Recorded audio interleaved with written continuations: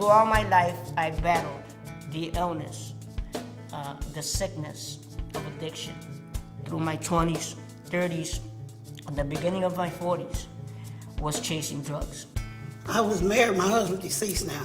Anyway, he would go out, he worked day labor, he would hustle, but I would wake up sick, and I'd have to wait till he come in with my drugs. I couldn't do nothing until I got my bag. I would have to get up, I'd fix my kids something to eat, but then after that, I couldn't wait to lay back down until I got my bag. I lived a life with a very low self-esteem, full of complexities, and very guilty. I felt so guilty of what I was doing, not just to myself, but to my mom, my dad, and my brothers and sisters. Well, my husband, he started going to Rincon first.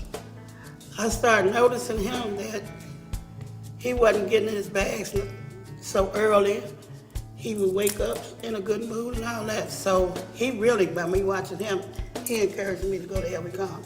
Rincon was the start of me.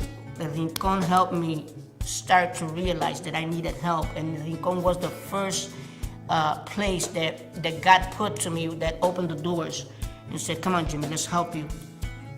They make me feel like a human being, really. Because, some people, they judge you because you're an addict. But Rincon never did that. They don't judge you. They try to encourage you. Once I started looking at that, I am somebody, and I'm doing this. That made me feel like I belong. We're looking to save lives.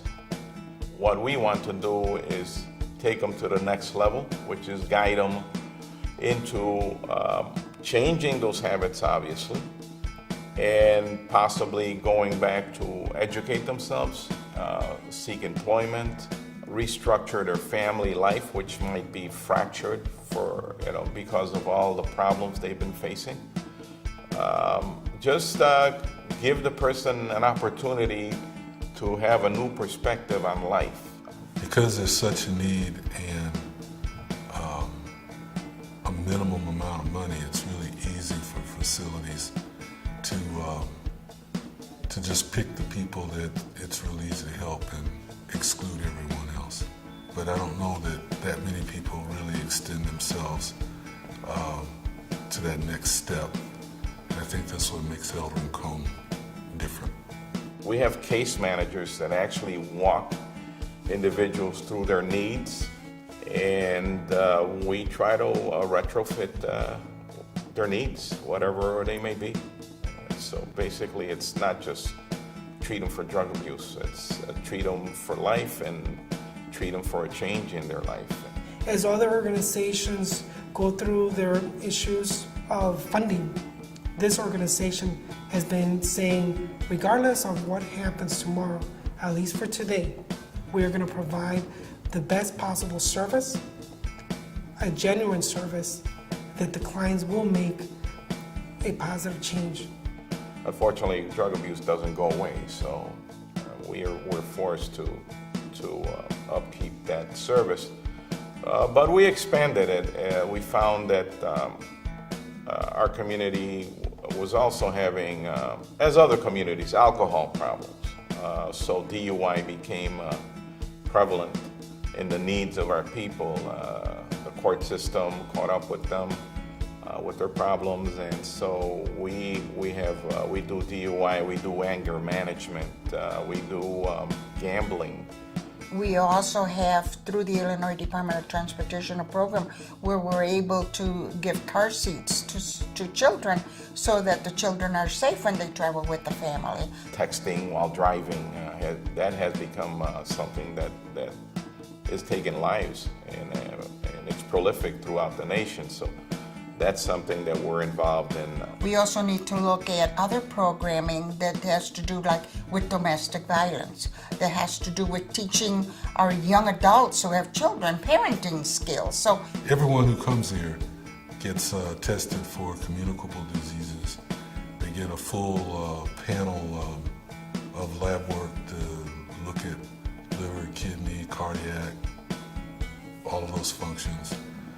Everyone gets TB tested, And finally, we have our Intact program, which is a subcontract with Lutheran Family Services, where we provide substance abuse counseling and education to individuals that are DCFS. So we monitor their case and we link them up to auxiliary services. All the wellness, health programs, we're looking to dive right into those, and because the need is there, and we feel we have the capacity and we have the staff that can deal with it. I think it's very admirable for this organization to try and keep the families together, because families are what builds a community. And it's crucial to keep families together. When families get divided and all over the place, you lose the community. So we are an organization that is able to help individuals that nobody else wants to help. And you're able to see that transformation in just a short period of time. There are very few entities in existence today that have the history of Rincon. They have the years of service of Rincon. We're 40 years. I think a word for us is compassion. We feel ourselves second to no other agency that deals with drug abuse in the manner in which we treat people. It's an oasis. A second chance on life, second chance on family. In family, anything that happens, everyone groups with compassion and sensitivity and care, and that's what we intend to provide here, so that a person who comes to us feeling embarrassed, like I said before, walks out of here with their dignity intact.